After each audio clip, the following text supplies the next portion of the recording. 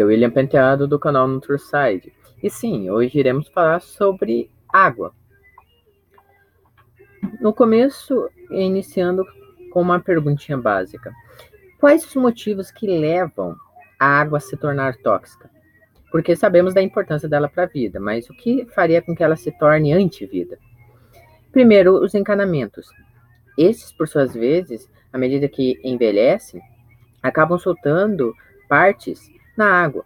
Incluindo com a fragilidade desses canos, pode arrebentar e o que está na parte externa ir para a parte interna, contaminando assim a água com qualquer coisa, desde sedimentos até substâncias mais tóxicas ou até químicas.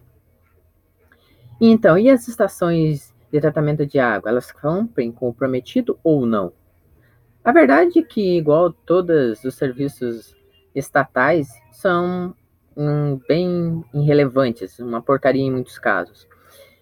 E agora, comentando justamente por causa que a maioria das instalações de água, elas não podem ser trocadas sem um gasto absurdo, o que seria muito caro para o governo e inviável, porque basicamente eles teriam que trocar todos os canos de todas as cidades, que sim, são em sua esmagadora maioria velhos e acabados. E um dos exemplos de contaminações que podemos ter é por produtos químicos agrícolas, alguns tipos de drogas também pode acabar contaminando, além da chamada microcistinas. Aqui a microcistina, ela nada mais é do que algumas toxinas, que são toxinas neurodegenerativas, toxinas que atacam o seu cérebro, que são produzidas pelas chamadas cianobactérias. Cianobactérias, neste caso, de água doce. A solução para todo esse problema aqui é basicamente você filtrar a água, mas não é tão simples assim, já vou adiantando. Tem algumas particularidades bem curiosas e que dificultam bastante. Uma delas é que deixa de ser uma simples necessidade, você tem que filtrar, já que não é algo opcional, levando em consideração a quantidade de químicos tóxicos que estão presentes no ecossistema, seja pela contaminação natural, seja por meio de indústrias, pela ação do ser humano em geral. Hoje se torna necessário e não mais opcional que você faça essa filtragem. E assim, eu acho interessante que vocês saibam que é mais prejudicial à saúde você deixar de filtrar, por exemplo, a água do banho, do que você deixar de filtrar a água de beber. Porque quando você bebe, aquela água ela vai para o seu sistema digestivo, vai passar pelo estômago, onde tem ácidos, vai passar pelo intestino, que fazem a parte de filtragem antes de cair na corrente sanguínea.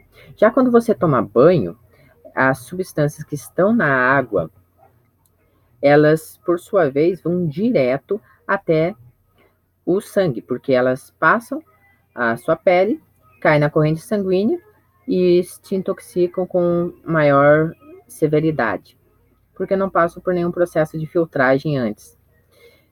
Em relação ao flúor e ao cloro, saibam que o flúor ele é responsável até mesmo por processos degenerativos do cérebro, pode atrapalhar junto com o cloro a sua tireoide, fora que o cloro, a água, incluindo da privada, até mesmo a que sai do chuveiro, acaba sendo tóxica. O cloro em si, ele emite um gás tóxico que atrapalha a sua tireoide, porque a tireoide, ela precisa do iodo, porém ela dá uma certa prioridade a capturar o cloro e o flúor, pois eles são de mais simples assimilação pela tireoide, só que os hormônios que são produzidos nesse caso são praticamente inúteis.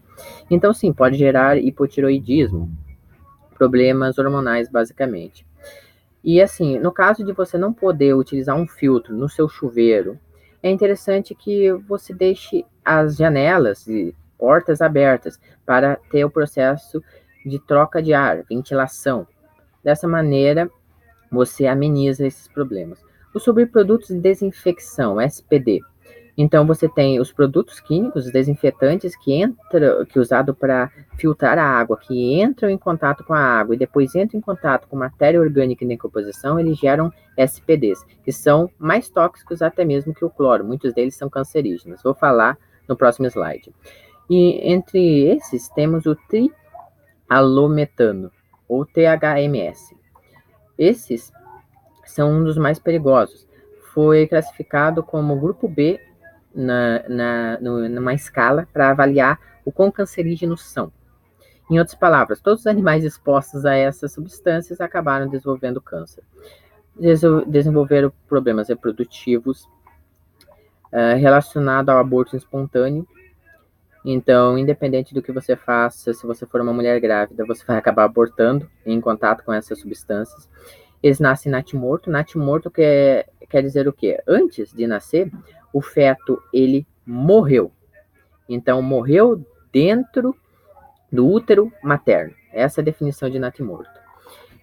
Bem, os SPDs também podem enfraquecer o sistema imunológico, atrapalhar o seu sistema nervoso central, basicamente o seu raciocínio é afetado, danos cardiovasculares, além de que nesse caso pode atacar o cérebro do bebê, pode se desenvolver mal, se você for uma mulher grávida. Danos cardiovasculares, atrapalha o seu sistema renal, rins, e o sistema respiratório, todo tipo de problema que você possa pensar. Todos eles acabam sendo agravados, fora que a relação do sistema de filtragem da água. Existem alguns tipos, algumas dicas de filtragem para vocês. E vocês podem procurar na internet para se aprofundar, maneiras de você evitar cada um dos problemas citados anteriormente. Bem, a osmose inversa é um dos meus favoritos. Bem, o que ele faz? Ele filtra matéria orgânica, inorgânica, o flúor e os SPDs. No caso do flúor, ele consegue filtrar até cerca de 80% do flúor presente na água. Isso pode variar de cada filtro de osmose inversa que você acabar utilizando. Nós temos também o grande problema deles. A maior dificuldade é que você tem que limpar com certa frequência. Em muitos casos não adianta nem limpar, você tem que literalmente comprar um novo filtro e substituir ali. Porém, eu gosto bastante desse daqui. E é claro, você pode reclamar que a osmose inversa tira alguns minerais, mas você pode acrescentar um pouco, por exemplo, com sal do Himalaia, que já repõe vários minerais perdidos. A troca iônica. Essa troca iônica, ela consegue remover sais. Entre esses sais, nós temos o cálcio. Só que tem o maior problema. Aqui, a limpeza é um problema ainda maior do que no caso do filtro de osmose inversa. Porque, basicamente, você tem a contaminação com bactérias. Então, nesse caso, também tem a contaminação com bactérias e fungos, entre outras coisas, por isso você tem que trocar. Mas você também tem a contaminação com minerais. A formação de espécie de cálculo dentro do filtro. Ferro também pode se acumular. A matéria orgânica, a matéria inorgânica, o que atrai os fungos e as bactérias na hora que essa matéria orgânica ela passa a se decompor. Contaminação com cloro. Então é bem difícil você realizar a limpeza. Muitas vezes você simplesmente troca o filtro e compra. A coisa mais cara aqui seria a compra dos filtros, porque isso você tem que fazer com certa regularidade. Mas eu ainda, apesar de ter uma certa eficiência, não acho tão bom esse. Pelo menos pelas informações que eu consegui.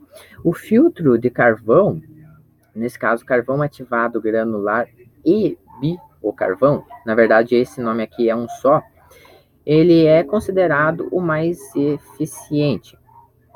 Consegue retirar praticamente todos os SPDs, ele consegue retirar grande parte dos produtos químicos, sejam eles produzidos por indústrias ou produzidos até mesmo pelas pessoas dentro de suas residências. Então, todo tipo, coliformes fecais também retira. Em geral, é muito bom. De todos esses dois aqui, o de osmose inversa e o filtro de carvão, eu considero um dos melhores. Só que, claro, o preço pode ser um pouco salgado. O de osmose inversa tem alguns até com preço acessível. Basta você jogar na internet e você consegue algumas informações. Já o filtro de barro, ele só retira sedimentos, não tira produtos químicos. Independente de qualquer coisa, é um dos menos eficientes. Mas se você não tem outra opção, use o filtro de barro. Vai tirar aquela parte de contaminação. Bem, a água é a fonte da vida. Sim, senhores. Senhores e senhoras, mas também pode ser a fonte de muitos males quando não tratada. Tome bastante cuidado. Por hoje é só. Muito obrigado.